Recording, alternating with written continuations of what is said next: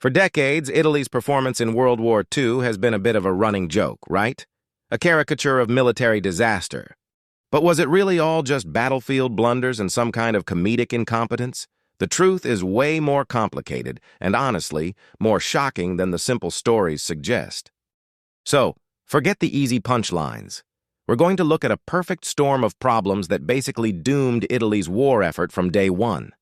When Italy, under Benito Mussolini, jumped into World War II in June 1940, they had these huge dreams of a new Roman Empire. But what actually happened?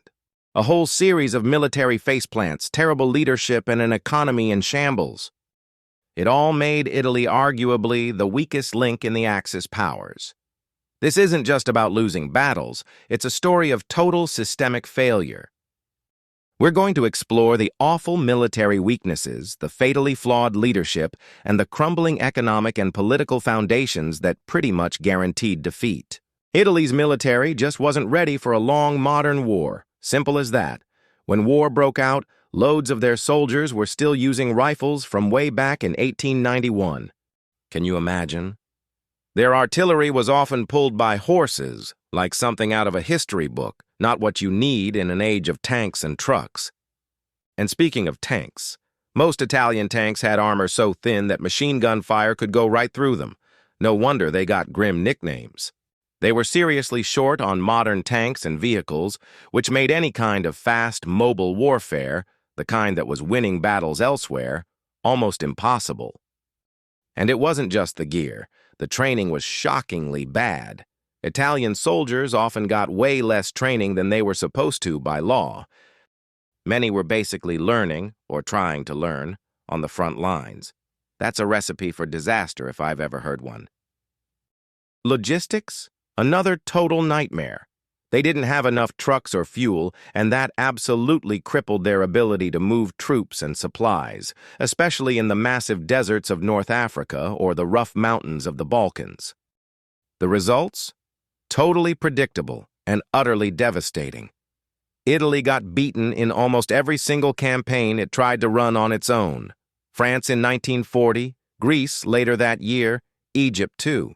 Then East Africa in 41, and let's not forget the brutal Eastern Front.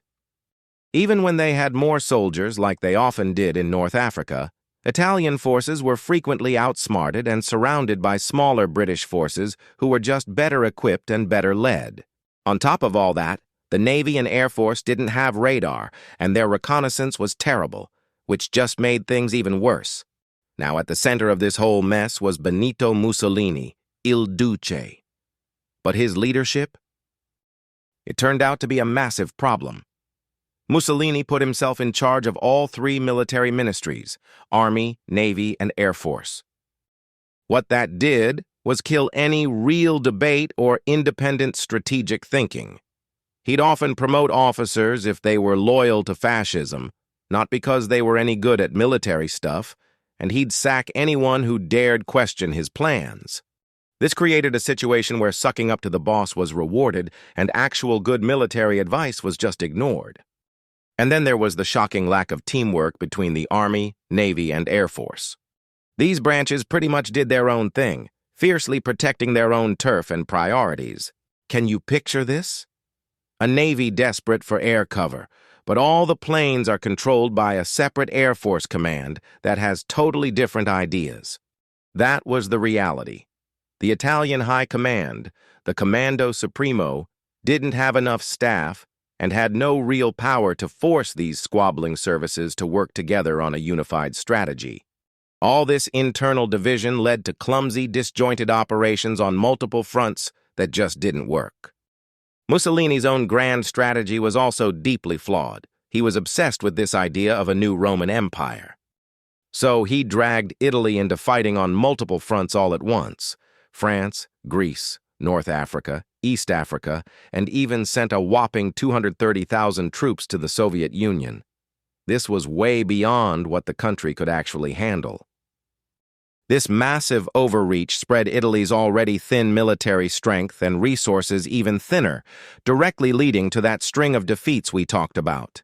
And underneath all these military and leadership disasters, a seriously weak economy. Italy just wasn't an industrial giant that could keep a major modern war going. The country had very limited factories and really struggled to churn out enough modern weapons, vehicles, and other essential war supplies. Plus, those pre-war military adventures like invading Ethiopia and getting involved in the Spanish Civil War had already drained a lot of money and resources. So Italy stumbled into WWII already in debt and in a pretty shaky financial state. It wasn't just the money, though. The Italian people, and this is key, many of its soldiers, were really skeptical of fascist propaganda. They just didn't have much real enthusiasm for the war. Think about it. Terrible conditions at the front, constant shortages of everything, and a steady stream of bad news about defeats. It all wrecked morale. Conscripts were out there fighting, far from home, for causes that most of them probably didn't believe in.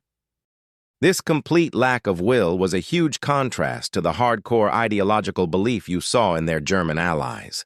As the war dragged on, the Italian economy didn't just buckle, it completely shattered. The lira became almost worthless, leading to crazy inflation and massive hardship for ordinary people. Factories and transport lines got severely damaged. By 1943, with the Allies invading Sicily and bombs raining down on northern cities, the Italian economy was toast. Per capita income hit its lowest point since the early 1900s. So, what's the shocking truth here? It's not about one single mistake, and it's definitely not about Italian soldiers being cowards. That's a common myth, often pushed by wartime propaganda. The fact is, many Italian units fought like lions when they had decent equipment and good leaders. The real shocker is just how massive the systemic failure was. It was a perfect storm, a military that was badly equipped and poorly trained, led by a dictator who was arrogant and meddled constantly. Add to that, a command structure that was all over the place, an industrial base that couldn't cope with wartime demands, and a population that was increasingly fed up with a war they never really wanted. Italy was basically a country dreaming of being a great power, but without any of the actual muscle to back it up. Mussolini had even been warned by his own advisors that the army wouldn't be ready until 1943 at the earliest, but he dived into war anyway, expecting a quick win. When you look at Italy's story in World War II, it's a pretty stark reminder. Big ambitions mean nothing without the ability to back them up, and leadership without a clue just leads to disaster. From those ancient rifles and disastrous overconfidence to a wrecked economy and rock-bottom morale, so many things were tangled together. It wasn't just a few blunders on the battlefield. This was a nation totally unprepared and unsuited for the brutal reality of a world war. And it all led to their surrender in 1943, leaving a legacy a million miles away from Mussolini's imperial dreams. So, what do you think was the single biggest reason for Italy's struggles in the war? Drop your thoughts in the comments below. If you found this look at history insightful, please smash that thumbs up button. And hey, don't forget to subscribe and hit the notification bell for more historical breakdowns like this one. Thanks for watching.